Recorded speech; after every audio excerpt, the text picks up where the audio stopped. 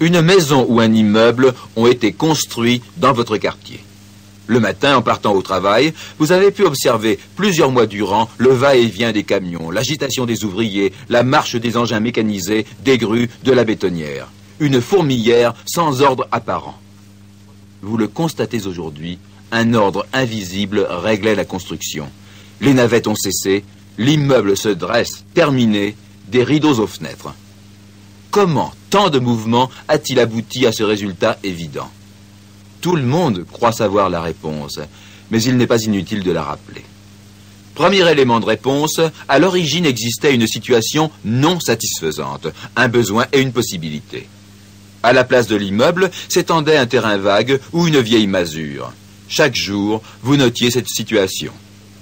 Le besoin était par exemple une demande en appartement moyen. Votre ville n'en offrait pas assez aux locataires potentiels. Deuxième élément de réponse, une vision dans la tête de quelqu'un. La vision d'une nouvelle valeur à créer par la construction d'un nouvel immeuble. Le propriétaire actuel a vu cet immeuble avant qu'il n'existât. Il a calculé la rentabilité avant même que les locataires ne sachent qu'ils habiteraient l'immeuble. Troisième élément, un but. Le propriétaire a chargé un architecte de dessiner l'immeuble dans tous ses détails et de dresser un calendrier de réalisation. À telle date, pour tel prix, tel immeuble existerait à tel endroit. Il est facile d'admettre la nécessité des trois premiers éléments de réponse. 1. Situation non satisfaisante, besoin, désir ou possibilité. 2. Vision dans l'imagination. 3. But. Il nous est même facile de les transposer sur un plan général, car nous les avons envisagés dans d'autres cassettes. La chance à votre portée et le but, base de la réussite. En fait, ils sont déjà situés dans votre perspective succématique. La réussite que vous construisez est partie d'une situation non satisfaisante, d'une vision et d'un but. Quatrième élément de réponse, la liste des travaux à faire. L'architecte ou un planificateur spécialisé a dressé le tableau de toutes les activités des différents corps de métier. Il a estimé leur durée. Dans son tableau, il a situé les activités en fonction de leur simultanéité ou de leur caractère successif. Il a totalisé les durées et obtenu une date finale. Cinquième élément de réponse, l'ordre de réalisation. À partir du tableau, le planificateur a regroupé les travaux et dressé des listes chronologiques afin que chacun sût à quelle date commencer et terminer chaque activité. Dans la poursuite de votre succès, une telle liste de travaux à faire, un tel plan chronologique vous seront indispensables pour ne pas vous disperser, pour concentrer toute l'énergie et l'action vers la réalisation de votre but. Objection habituelle, tout le monde a cette liste et cet ordre en tête, sinon de manière précise, du moins générale. Admettons et voyons le résultat. Une brave dame part faire ses courses. Elle emmène une liste des achats. Très bien. Mais tantôt elle se hâte d'un magasin à l'autre, tantôt elle lanterne d'un quartier à l'autre. À midi, elle a contemplé 20 vitrines tentatrices, fait 3 bonnes affaires pour des petits riens dont elle n'avait pas besoin, acheté tranquillement les 7 premiers articles de la liste, en catastrophe, les 5 derniers, et oublié 3 emplettes importantes. Elle n'avait pas organisé sa liste chronologiquement, par magasin, par rue et par quartier. Elle n'avait pas attribué une durée préalable aux diverses phases de sa matinée. Le cadre surmené, surchargé, ne fait pas mieux. Il s'épuise comme une guêpe excitée et court d'un travail à l'autre, sans ordre, sans plan, sans en terminer aucun vraiment, toujours ou presque toujours fâché, nerveux, acharné. Il vit sous une tension permanente, transforme en agression extérieure chaque péripétie du travail et en stress chaque agression. Il se tue à la tâche et, paradoxe tragique, ne réalise pas grand-chose. Sa courte vie, il la transforme en un calvaire d'insatisfaction et d'anxiété. Vous êtes succématicien. Alors apprenez donc la gestion succématique du temps. Apprenez à dresser des listes et des calendriers, à prendre les travaux dans l'ordre, l'un après l'autre, et à les mener à terme avant de passer au suivant. Sachez établir une hiérarchie des priorités. Renoncez à certaines activités secondaires, puis déléguez quand vous le pouvez. Les cadres surchargés ne sont pas les seules victimes d'une carence en liste et en planning. Pour dire vrai, la plupart des gens qui n'ont jamais le temps, comme ils disent, appartiennent à la même confrérie. Bien sûr, nous pouvons tous nous trouver sous pression pendant quelques jours ou quelques semaines, car notre travail peut connaître des à-coups. Mais ceux d'entre nous qui doivent affirmer et répéter n'avoir jamais le temps, jamais de toute leur vie se trompent tout simplement. Chaque journée leur fait cadeau, comme à tous, de 24 heures. Pourquoi se sentent-ils constamment dépassés par les événements? Ils n'ont pas de but. Si le but de l'année, du mois, du jour ou même de l'heure n'est pas connu et clair, comment décider quelle tâche accomplir en priorité? Mais vous, chaque matin, vous savez que la journée qui vient est un grand jour pour vous, qu'elle participe à une vie passionnante et apporte sa contribution positive à une grande réussite.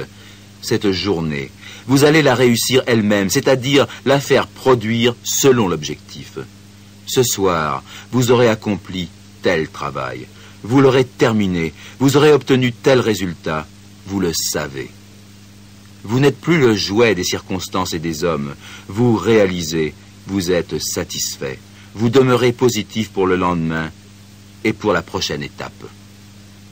Certaines gens possèdent une espèce de but, mais pas de plan. Ils ont choisi le terme du voyage, mais pas sa durée ni sa route. La ménagère de notre exemple appartenait à ce groupe. Une idée lui venait-elle à la tête, plouf, elle plongeait. Elle allait où ses pieds la conduisaient. On pourrait croire qu'elle déléguait à ses pieds la responsabilité de la journée. Le manager surmené la déléguait à toutes les péripéties extérieures dont il n'avait pas la maîtrise. Elle, au moins, était heureuse. Elle renonçait à l'objectif pour profiter de la manière agréable dont elle faisait semblant de le réaliser. Lui renonçait à l'objectif sans vouloir l'admettre et il renonçait également à la manière agréable. En vérité, de tels gens ne sont pas habités par un objectif personnel, au sens succématique du terme. Leur réussite n'est pas conduite immanquablement comme la vôtre. De plus, ils n'ont pas fixé les priorités, erreur fatale. En général, le bureau des cadres dont nous avons parlé est surchargé de lettres, de procès-verbaux, de notes, de dossiers, un pour chacune des affaires qu'ils mènent de front, sautant de l'une à l'autre, sans en résoudre aucune. À cette avalanche de paperasse s'ajoute le téléphone, les collaborateurs et secrétaires qui harcèlent le pauvre homme pour lui arracher une décision sur un problème en retard. Comment en sortir ? À première vue, la réponse est simple. Il faut fixer les priorités et résoudre les problèmes l'un après l'autre. Je ne fais que ça toute la journée, vous répondra le surmené. Je cours toujours au plus urgent. Notre homme croit ce qu'il dit. Il a l'impression d'accomplir d'abord le plus urgent et de fixer au fur et à mesure les priorités. Mais il se trompe. Il s'imagine improviser une technique dont le cerveau humain est normalement incapable. Tous les systèmes de planification en tiennent compte. Vous ne pouvez pas établir en même temps la liste des travaux et les priorités. Il faut procéder par ordre, en 2 actes différenciés et successifs. Notez d'abord tous les travaux qu'il faudra réaliser pour garder une vue générale du projet entier. Décidez ensuite de leurs priorités. Rangez-les en séquence, 1, 2, 3, 4, 5, etc. Accomplissez un travail après l'autre, suivant l'ordre établi en partant du premier pour finir avec le dernier. Cette règle apparaît à ce point simpliste que bien peu de gens en mesurent la valeur extraordinaire. Pourtant, elle se conforme à une loi naturelle et universelle. Pensez à l'ordre immuable, la mère fait l'enfant. Il est complet, elle lui donnera le jour. Un blocage naturel l'empêche de commencer un second enfant au milieu de la première gestation. Connaissez-vous les héros de la Saint-Sylvestre et leurs bonnes résolutions solennelles? À partir de demain, je vais toujours, jure-t-il, la main sur le cœur. Ou bien, à partir de demain, jamais plus. Ces braves gens se transforment en parjure dès le 2 janvier. Pourquoi? À cause de la même loi universelle. Ils n'ont pas de plan véritable. Réaliser un but, réussir votre vie signifie réussir les années, les mois, les semaines, les jours, les quarts d'heure et même les minutes, l'une après l'autre. À quoi serviraient nos grandes décisions pour le futur éloigné si nous demeurions incapables de prévoir les problèmes qu'elles vont engendrer dans les heures qui viennent, aujourd'hui? La fixation de l'objectif veut une vue dégagée et à long terme. Votre vision, votre description de l'avenir et du but à long terme représente l'approche première, prioritaire, fondamentale. Ensuite, vous pouvez étudier les conditions de réalisation et les activités nécessaires. Et cette liste, dans un travail ultérieur, vous la pondérez. Vous calculerez le poids relatif, l'importance relative et l'ordre de chaque élément. Si vous lui obéissez, la loi universelle se mettra au service de chaque niveau dans votre progression, au service du jour, du mois, de l'année et du but de votre vie. Vos quarts d'heure réussis, mais réussis sans plan, aboutissent à un grand tas de quarts d'heure, un tas informe. Vous n'avez pas construit une maison, mais un amas de débris. Les quarts d'heure réussis et inscrits dans le plan sont des briques superposées au bon endroit pour réaliser la bonne maison. Apprenons à mettre cette loi au service de votre vie quotidienne. Commencez par prendre une feuille de papier et notez ce soir, comme chaque soir de votre vie, ce que vous devez accomplir demain, toutes les activités en vrac. Attribuez-leur une durée probable et si vous êtes souvent dérangé, prévoyez le temps approximatif des dérangements. Le total des durées dépasse-t-il légèrement ou sensiblement 8 heures? Ne vous alarmez pas. Deuxième travail, distinguez les priorités en fonction de l'objectif de la journée et s'il le faut, des jours suivants. Placez en tête la priorité suréminente, puis la seconde, et ainsi de suite. Numérotez vos travaux de 1 jusqu'à 10 ou 20. La troisième phase du travail est pour demain. Exécutez la tâche numéro 1 jusqu'à la fin et sans vous préoccuper des autres. Si vous êtes dérangé, consacrez le minimum de temps pour régler, même provisoirement, le problème parasite. Puis revenez le plus vite possible à votre activité principale. Ce travail accompli et bien accompli, passez à la tâche numéro 2. Sur les 20 travaux de votre liste, peut-être n'en conduirez-vous à terme que 5 ou 6. Mais ces 6 représentent les urgences et les priorités. Elles seront satisfaites entièrement, complètement. Les 14 travaux délaissés appartiennent à la catégorie subalterne ou secondaire de ce premier jour. Si le lendemain, vous négligez encore un reliquat de 10 ou 12 opérations accessoires, alors vous aurez isolé et démontré votre problème de délégation. Le cadre surmené et désorganisé a probablement survolé les 20 postes de sa liste inexistante, ou même 25 ou 30. Il a réalisé à moitié, ou même complètement, le 8e et le 17e. Peut-être le second ou le 5e, mais certainement pas les 8 premiers dont il n'avait pas reconnu le caractère prioritaire. Les stress qui l'accablent ne sont pas imputables au travail, mais au fardeau écrasant des problèmes non résolus par la faute de son incapacité non à les résoudre, mais à les mettre en rang. Vous avez relevé les 8 premiers défis de votre file indienne à vous. La journée est réussie. Vous avez mérité votre repos de cette nuit.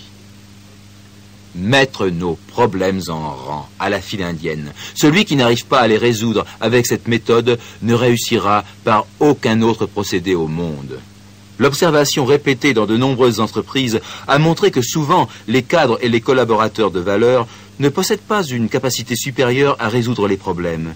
Ils savent simplement les mettre en rang et distinguer les priorités. Par contre, leur savoir ou leurs compétences ne se révèlent pas supérieurs à ceux des collaborateurs inefficaces. La supériorité se situe dans une faculté de voir et prévoir la structure du projet dans le temps. Comment allez-vous déterminer les problèmes de tête, les plus grands? Comment fixer vos priorités? D'abord, cherchez l'ordre logique, séquentiel des opérations. Voulez-vous fixer un tableau? Il vous faut commencer par faire un trou dans le mur, enfoncer un tampon, visser un crochet et pendre le tableau. Aucun ordre différent ne permet de réussir. Un projet, mineur ou important, possède normalement une structure séquentielle, mais la hiérarchie des priorités est rarement aussi évidente. Alors voyons quelques règles d'égale valeur. Faites d'abord ce qui doit être terminé en premier, ou faites d'abord les travaux dont l'accomplissement permet à d'autres personnes de se mettre au travail elles-mêmes, ou accomplissez d'abord les activités dont le résultat est visible, concret, matériel, dont l'effet est immédiat. Ne mettez pas en tête ce qui est agréable, mais nécessaire et urgent. Agréable ou désagréable, voilà une notion qui n'intervient pas dans votre choix. Vous êtes orienté vers le résultat. L'homme ordinaire, quand il le peut, choisit les travaux pour la manière agréable de les accomplir et oublie le but. Le succématicien néglige l'agrément de la manière et ne vise que le but. Son agrément, sa récompense, son renforcement, sa réussite, sa satisfaction sont dans le but réalisé ou dans le sentiment de s'approcher du but. Un philosophe, Édouard Leroy, disait « Un grand fait domine la phase actuelle de la pensée. Nous sommes en train de découvrir le temps. » Eh bien, dans cette cassette, nous passons le même cap. Nous abordons la mesure et la gestion du temps. Votre temps productif, devenez-en économe. Le temps est la seule richesse dont on puisse être avare sans défaite. Gaspillez votre argent, il profite à d'autres. Gaspillez votre temps, personne n'en profite. Organisez vos priorités, organisez votre travail afin d'ajouter, disons, 5 minutes efficaces à chaque heure. Voilà un résultat possible. Des centaines d'expériences conduites sur des stagiaires en succématique ont prouvé que ce résultat était non seulement accessible à tous, mais facile. Beaucoup l'ont dépassé. Des mesures effectuées ultérieurement ont confirmé que le résultat se prolongeait heure après heure, jour après jour. Telle est l'action positive de l'habitude. Voici un calcul au résultat presque choquant. 5 minutes rattrapées par heure allongent vos journées actives de 60 minutes. Récupérons encore 1 heure de démission, 1 heure volée par les activités à bon marché, les sollicitations du groupe, les bavardages, le bistrot, peut-être, et la télévision, probablement. Nous voici plus riches de 2 heures quotidiennes, 10 heures hebdomadaires, 500 heures annuelles, soit 3 mois de travail, le quart de votre année. Et tout ça par la vertu d'une habitude de 5 minutes et d'un petit renoncement. Le calcul apparaît bien simple, mais il est irréfutable. Vous avez ajouté un 5e quart actif à votre année. Le devez-vous aux grandes décisions solennelles? Pas du tout. Vous l'avez arraché aux petites habitudes multiples et sans valeur. Vous l'avez construit sur une succématisation des instants autrefois perdus. Vous avez établi un système pour effectuer vos travaux en suspens. Lorsque vous devez attendre quelque part, vous n'attendez plus. Vous prenez des notes, vous lisez, ou vous faites vos appels téléphoniques, ou vous réfléchissez aux priorités des travaux à venir. Chaque soir, établissez la liste des travaux du lendemain. Après cette liste, et seulement après, dans une deuxième opération, fixez les priorités. Exécutez chaque travail l'un après l'autre, complètement. Vivez intensément l'instant présent. Ne copiez pas ces gens qui, au bureau, pensent à leur femme, et chez eux, le soir, pensent à leur travail. Faites bien ce que vous faites maintenant. Et puis souvenez-vous de temps en temps que le succès ne représente pas seulement la réalisation finale de votre objectif, mais plus encore le sentiment que vous êtes en train de le réaliser. Pour construire votre but, vous placez aujourd'hui les briques qu'il faut, là où il faut. La voilà, votre réussite.